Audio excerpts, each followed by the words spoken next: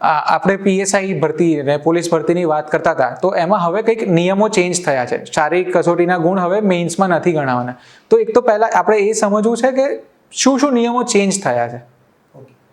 PSI અને કોન્સ્ટેબલની જે આ વર્ષથી જે એક્ઝામિનેશન હવે યોજાવા જઈ રહી છે એના રિક્રુટમેન્ટ રૂલ્સની અંદર મેજર ચેન્જીસ આવ્યા છે.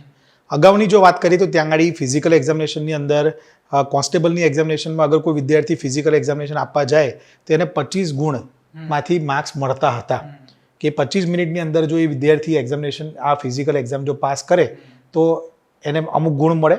25થી ઓછાની અંદર એને વધારે ગુણ મળે. જેમ જેમ એ ઓછો સમય લે એમ એને વધારે ગુણ મળતા હતા. અને એ જ માર્ક્સ મેઇન્સમાં એડ થાય. હા, એના માર્ક્સ આગળ રિટર્ન એક્ઝામિનેશનની સાથે ક્લબ કરીને ગણવામાં આવતા હતા કોન્સ્ટેબલમાં. જ્યાં પીએસઆઈની એક્ઝામિનેશનની અંદર ત્યાં પહેલાં 3 તબક્કા હતા: ફિઝિકલ એક્ઝામ, પ્રિલિમ એક્ઝામ અને મેઇન્સ એક્ઝામ. હવે 3 તબક્કાને 2 તબક્કામાં પરિવર્તિત કરી દીધા છે.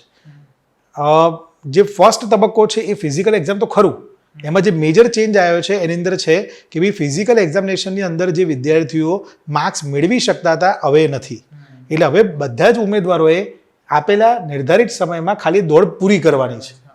એટલે એક એ બાબત થઈ. બીજું થયું કે ત્યાં આગળ કોન્સ્ટેબલની એક્ઝામિનેશનની અંદર જે એક્ઝામિનેશનની અંદર માર્ક્સમાં આપણે જે સિલેબસ હતો એમાં મેજર ચેન્જ આવ્યો કે એમાં કાયદો વિષય હતો, એ કાયદો વિષય ત્યાં નીકળી ગયો છે.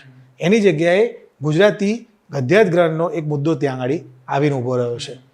એની અંદર બહુ વધારે ચિંતા કરવા જેવું નથી.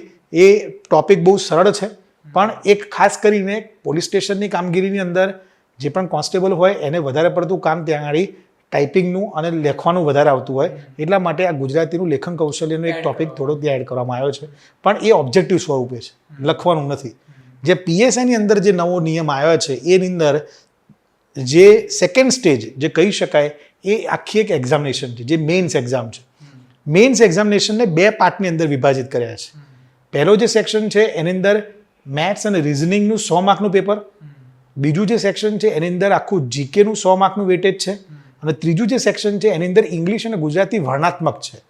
એટલે પહેલા 2 સેક્શનમાં એમસીક્યુ બેઝ જ છે પીએસઆઈમાં, અને ત્રીજું સેક્શન જે છે એની અંદર આપણે લખવાનું હોય છે. હવે એની અંદર સબ્જેક્ટ વાઇઝ પણ બાયફર્ગેશન આપી દીધા છે.